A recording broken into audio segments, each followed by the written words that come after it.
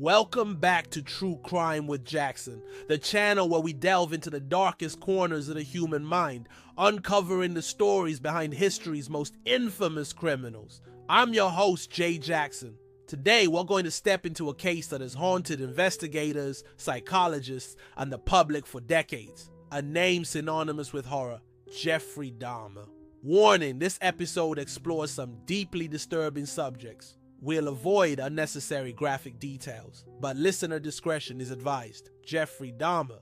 For many, that name sends shivers down the spine. A man whose crimes shocked the world, redefining the limits of human depravity. But behind the headlines, the sensationalized Netflix series, and the public outrage lies a core question. Who was Jeffrey Dahmer, really? Why did he do what he did? What went wrong in his mind that led to the ultimate destruction of not only his victims' lives, but his own? To understand Jeffrey Dahmer is to confront the unthinkable. It's a journey into the mind of a seemingly ordinary man who turned into one of America's most infamous serial killers. So where do we start? Let's begin with his childhood. Jeffrey Lionel Dahmer was born on May 21st, 1960 in Milwaukee, Wisconsin. By all accounts, he was a quiet, seemingly average boy. But even in his early years, there were signs, glimpses, if you will, that something wasn't quite right. Psychologists argue that the roots of Dahmer's future crimes began here in his formative years. He was reportedly a curious child, fascinated with animals, but his interest wasn't typical. Neighbors and classmates later recalled that young Jeffrey would collect roadkill, dissecting the remains and storing parts in jars. At the time, his behavior was dismissed as a strange quirk, a fascination with biology, perhaps. In hindsight, though, it paints an unsettling picture. His family life was turbulent. His father, Lionel Dahmer, was often absent due to work. His mother, Joyce, struggled with mental health issues, often becoming erratic and withdrawn. Jeffrey grew up in an environment that was both emotionally cold and chaotic. Some experts suggest that this lack of a stable home life may have contributed to feelings of isolation and abandonment. Dahmer himself would later describe these years as a lonely time. He felt detached, adrift. Beneath the surface, a dangerous cocktail of loneliness, suppressed desires, and a lack of emotional connection began brewing. As a teenager, Dahmer's behavior grew darker. His fascination with death and control, two themes that would later dominate his crimes, started to emerge. He began drinking heavily at a young age, using alcohol to numb his growing sense of alienation. Classmates recall him as an oddball, someone who would act out in bizarre ways to get attention, but no one could have predicted what he would eventually become. By the time Dahmer graduated high school, the cracks in his psyche were widening. In 1978, just weeks after his graduation,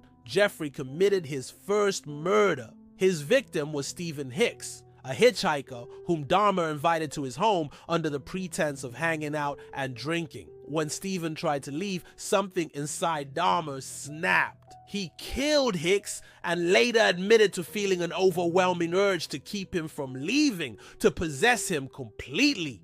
Reflecting on that moment years later, Dahmer said, "It was the first time I ever felt someone was completely mine." Chilling words that reveal much about the psychology behind his crimes.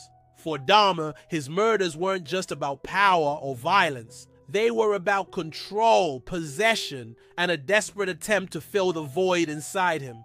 This theme of control would define his entire criminal career. Over the next 13 years, Dahmer went on to murder 16 more young men, most of whom he lured back to his Milwaukee apartment. He developed horrifying methods to subdue his victims, driven by his macabre desire to keep them with him forever. Many of his actions weren't just about killing, they were about erasing his victims' autonomy, turning them into objects he could dominate. But here's where things get even more disturbing. Despite the horrors he committed, Dahmer didn't fit the typical profile of a serial killer. He wasn't angry or sadistic in the way many others are. In some of his later confessions, Dahmer expressed remorse, claiming he never acted out of hatred or desire to inflict pain. Instead, he described an uncontrollable obsession, one he couldn't understand or resist. He knew what he was doing was wrong, but he claimed he couldn't stop. Experts have debated for years what exactly was going on inside Dahmer's mind. Was he a psychopath? A product of severe mental illness? Or was he simply the result of unchecked desire spiraling out of control? One theory suggests that Dahmer suffered from a profound lack of empathy, combined with deeply ingrained feelings of inadequacy and abandonment. His crimes were an attempt to address these inner wounds, to create a world where he was never alone, even if that meant robbing others of their lives. Another element that fueled Dahmer's crimes was his struggle with his own sexual identity. Growing up in the Midwest during the 1960s and 70s, homosexuality was heavily stigmatized. Dahmer himself stated that he felt ashamed of his same-sex attractions, which only compounded his feelings of isolation. His victims were often young, attractive men, people he desired but couldn't fully connect with on an emotional level. For Dahmer, murder became a twisted solution to this problem, a way to keep his partners close without fear of rejection. It's important, though, to remember that no amount of psychological insight can excuse or justify Dahmer's actions. His crimes caused unimaginable pain for his victims and their families, leaving scars that will never fully heal. Now, let's fast forward to his capture. For years, Dahmer operated in the shadows, his crimes going unnoticed despite several near misses with law enforcement. But in July 1991, his reign of terror came to an end. Tracy Edwards, one of Dahmer's would-be victims, managed to escape and flag down police. When they entered Dahmer's apartment, they uncovered a nightmarish scene, evidence of his gruesome crimes that shocked even the most seasoned investigators. After his arrest, Dahmer didn't resist. In fact, he confessed in chilling detail, seemingly relieved that it was over. During his trial, he admitted guilt on all charges, claiming he wanted to be honest and take responsibility. He was sentenced to 16 life terms in prison, over 900 years, though his life behind bars would be cut short. In 1994, Dahmer was killed by a fellow inmate. So, what can we take away from this story?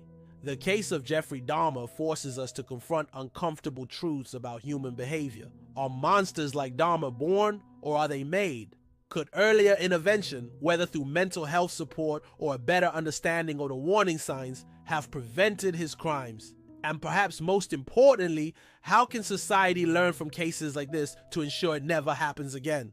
Dahmer's story is one of unthinkable tragedy, not just for his victims, and we should never forget them, their names, and their lives, but also for the lost opportunities to intervene earlier. Understanding his psychology doesn't excuse his crimes, but it does help us comprehend how someone so seemingly ordinary can become capable of such extraordinary evil.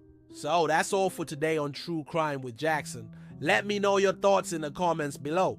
Do you think Dahmer's crimes could have been prevented? What are your theories on what drove him? If you enjoyed this video, or at least found it thought-provoking, don't forget to like, subscribe, and hit that notification bell. Until next time, stay curious and stay safe. Thanks for watching.